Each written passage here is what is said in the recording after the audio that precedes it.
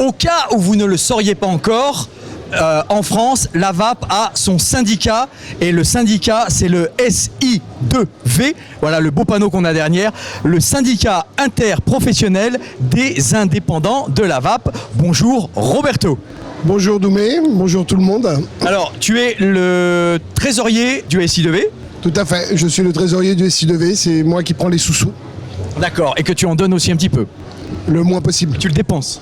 Ouais, avec plaisir, mais toujours pour la bonne cause. Voilà. Alors, un syndicat, c'est très important. Vous savez, on a une fédération, on a des associations, mais pourquoi un syndicat? Tu vas nous l'expliquer peut-être, Roberto. Pourquoi un syndicat? Parce que le syndicat, en fait, c'est ce qui va nous permettre de pouvoir accéder au ministère, de pouvoir avoir des interlocuteurs de poids, à condition de pouvoir représenter 10%, on va dire, un peu moins, de boutiques, des acteurs de la VAP. Et avec ça, on pourra se targuer de demander un rendez-vous au ministre de tutelle qui sera en place afin qu'elle puisse nous recevoir et qu'on puisse s'installer aux tables des négociations comme le font le tabac ou d'autres personnes. Voilà, effectivement, je disais qu'on a des associations, on a des fédérations qui depuis des années tapent à la porte du ministère de la Santé, de l'administration pour dire on existe, écoutez-nous, et on ne les reçoit jamais. Donc l'intérêt d'un syndicat, quelle que soit la filière, à partir du moment où il représente 8% de son métier, à partir de ce moment-là, eh bien, les administrations sont obligées de le recevoir. Si une loi doit être votée sur la VAP, eh bien, le syndicat doit être consulté obligatoirement. Donc voilà une très bonne idée d'avoir monté un syndicat. Pour l'instant, le syndicat est jeune. Pour l'instant, il ne représente pas 8% de la filière, mais on va y arriver petit à petit, doucement, car le syndicat est là pour défendre et principalement les indépendants, les petites boutiques, mais aussi les petits fabricants. Roberto, cet été a été extrêmement difficile pour la VAP. Les Américains ont profité, on va dire, de conneries de genoux qui se sont empoisonnés en vapotant des choses qui ne doivent pas être vapotées. Ils reportent le problème sur le contenant et non plus le contenu. À ce moment-là, comment le SI2V a réagi face à cet ensemble de fake news diffusés principalement par l'AFP, il faut le dire, et cette attaque en règle des médias qui ne prennent pas le temps et le soin de s'informer réellement et qui veulent du sang. Comment le SI2V va là protéger ses membres qui ont des shops, des magasins, et on a vu que le chiffre d'affaires en septembre est descendu à cause de la désinformation. Que faire ? Que faire? Alors, si je vais la faire version courte, entre guillemets, le 27 août à peu près, quand ça a commencé à prendre une ampleur incommensurable, on ne s'imaginait pas que ça allait taper aussi fort. On a été les premiers à dire attention, c'est du THC, il y a autre chose dedans, c'est acheté au marché noir. Mais on ne s'est jamais imaginé que ça allait prendre l'ampleur que ça a prise, parce qu'effectivement, l'AFP, que tu as cité, a fait la cigarette électronique, fait son premier mort. Titre énorme qui a été repris en chœur, mais comme souvent pour la VAP, par tous les journalistes, sans vérifier la source, sans rien voir. 24 à 48 heures après, on savait que c'était dû à un mélange avec de l'acétate, de vitamineux et d'autres produits pas bons, qui n'ont rien à foutre dans un liquide. Et nous, la première des choses qu'on a fait, c'est essayer de joindre la responsable du pôle santé de l'AFP. D'accord. Que j'ai eu au téléphone et qui est une dame qui est totalement fermée au dialogue, c'est-à-dire que je me suis fait traiter de lobbyiste. Ah oui. Donc la dame a ses certitudes et moi je demandais juste un droit de réponse, parce que tout à l'heure tu as bien parlé de contenant et de l'outil.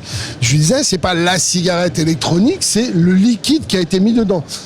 Beaucoup de gens prennent l'exemple de si tu prends un verre et tu mets du white spirit, tu bois le white spirit, c'est pas la faute du verre, quoi. C'est un peu ce que j'essayais de lui faire comprendre. Je lui ai demandé un droit de réponse. La dame a rien voulu savoir.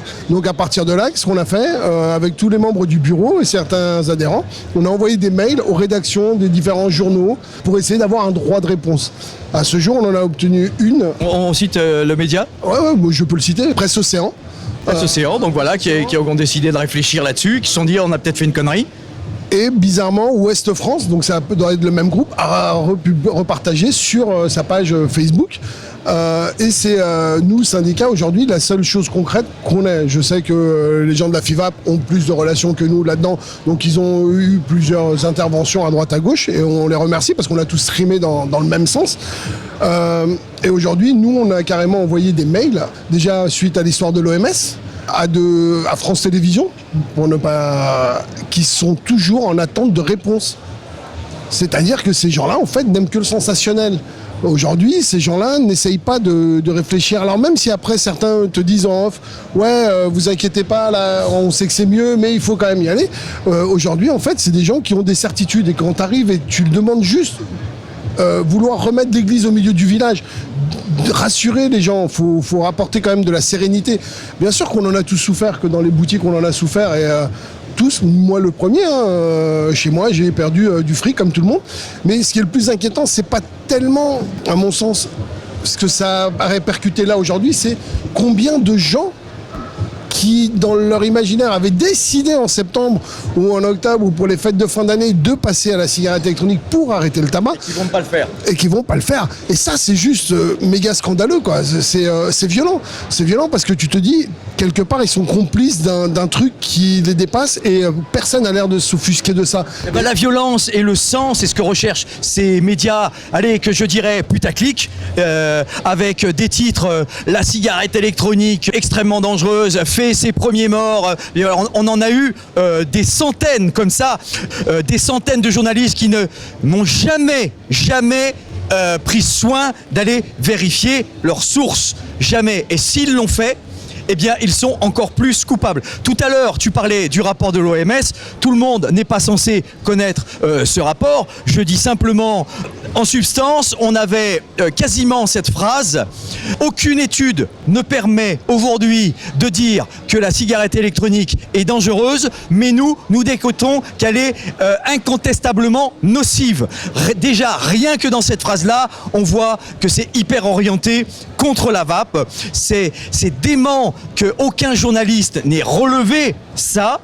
Et voilà, et ils vont tous se mettre à citer l'OMS, à citer le minimum. Bon voilà, nous sommes attaqués. Nous sommes le David du Goliath, mais on sait bien comment se termine l'histoire à la fin.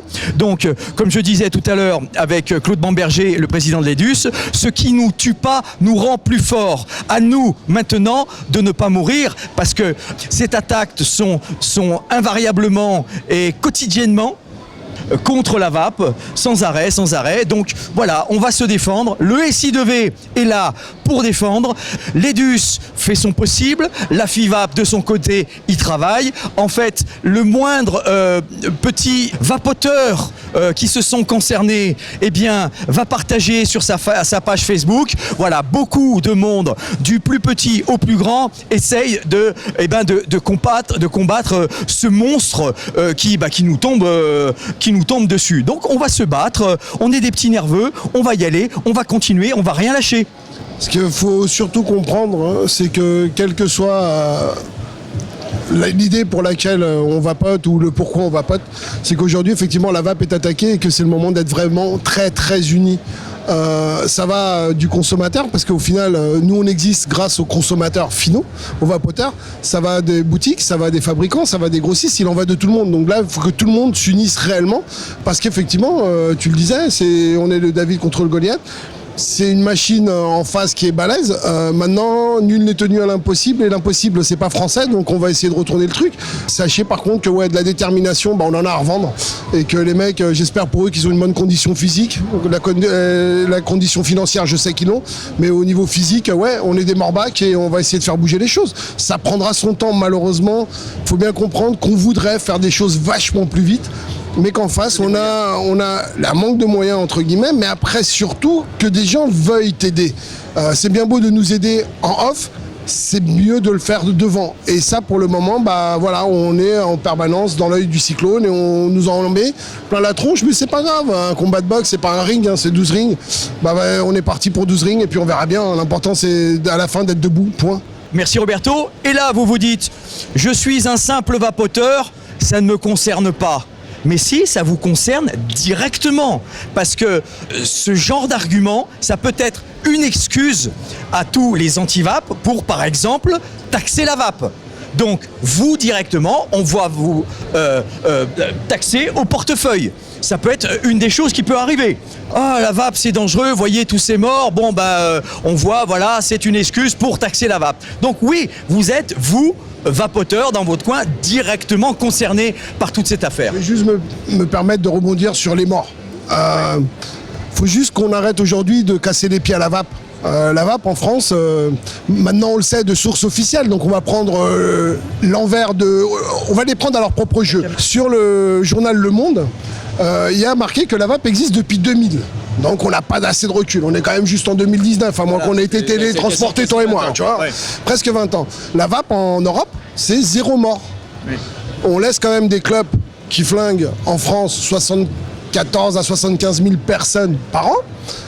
On laisse des médocs qui flinguent aussi des gens, mais nous on vient nous emmerder parce qu'il y a des gens qui n'ont pas bien utilisé leurs produits. C'est comme si toi, tu prends ta bagnole, il y a marqué 300 à l'heure, tu roules à 300 à l'heure, tu t'éclates de fabricant, il te dit pas, mec, roule à 300 à l'heure. C'est toi qui as envie de faire le kéké. Là, c'est un peu pareil, t'es des mecs malhonnêtes, mais ça, dans toutes les professions, malheureusement, il en existe. Et là, aujourd'hui, on vient nous casser les pieds parce qu'il y a eu cette dérive dont les instances américaines étaient au courant apparemment, parce qu'il y avait eu déjà des alertes en disant il y a quand même un produit louche qui circule, personne n'a rien fait et aujourd'hui on nous fait porter à nous une mort, c'est déjà trop, 12 c'est juste énorme, ou 18, je sais plus combien ils sont à Sorcier et c'est malheureux, donc s'il vous plaît, au bout d'un moment, n'ayez pas peur quoi. Je veux dire, en France, il s'est rien passé, il ne se passera rien. On a la TPD, on a des fabricants de liquides qui se cassent la tête à sortir des super liquides, des trucs safe.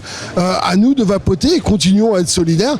Et comme le disait Doumé, c'est l'histoire de tout le monde. C'est pas la nôtre à nous, c'est celle de tout le monde. Ça touche tout le monde parce que même si on a des boutiques, même si on est grossiste, même si on est fabricant de liquides, on est vapoteur avant tout quoi.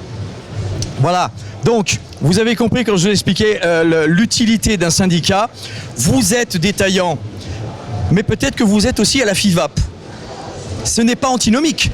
Vous pouvez être à la FIVAP et au SI2B, dans une fédération et au syndicat. Il y en a certains, ici des fabricants, qui sont sur les deux. Vous êtes un petit détaillant, voilà, le SI2B, le syndicat est là pour vous aider. Voilà, l'abonnement. Très cher, 100 € par an. 100 € par an, de l'argent qui va permettre d'aller voyager, d'aller avoir des rendez-vous, d'essayer d'aller un petit peu partout dans le monde pour donner de la voix à la vape. C'est ça, on gère notre budget dans nos boutiques, on est au plus près. On est parti sur justement un postulat de 100 € par an. Par exemple, tout l'argent qui a été donné là dernièrement, ça nous a permis de créer un site internet, ça nous a permis de créer un forum pour que les adhérents puissent échanger entre eux. Et ça, c'est très important que la communication, même entre nous, continue à se faire. Qu'aujourd'hui, de toute façon, cet argent-là est au chaud parce qu'on ne sait pas demain de quoi on aura besoin, comment on va faire. Donc, on dépense vraiment chaque centime de façon très rationnelle, très pragmatique pour le bien du syndicat. Voilà, donc tous ensemble, il faut œuvrer à sortir de cette ambiance anxiogène. Donc il est important d'être ensemble pour œuvrer contre cette ambiance anxiogène dans laquelle nous plongent les médias qui ne veulent pas s'informer, qui veulent du sang à tout prix. Voilà, le SI2V fait partie de cette résistance. Nous sommes ensemble, la résistance. Allez, je vous dis, soyez curieux, soyez généreux. Bonne vape à tous, n'oubliez pas de respirer. Salut tout le monde!